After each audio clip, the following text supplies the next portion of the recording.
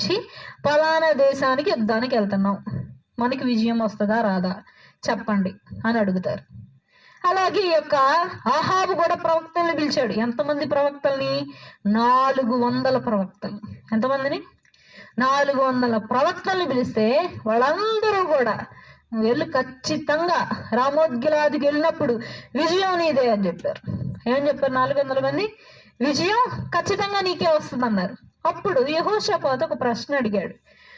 సరే మీరు బాగానే చెప్తున్నారు, కానీ యెహోవాతో డైరెక్ట్ గా మాట్లాడి ఆయన చెప్పిన సమాధానం తిరిగి వచ్చి మాకు చెప్పాలి. అటువంటి వ్యక్తి ఎవరు లేరా? అటువంటి ప్రవక్త ఎవరు లేరా ఇక్కడ అని అడిగాడు. ఏమని అడిగాడు తన ప్రశ్న?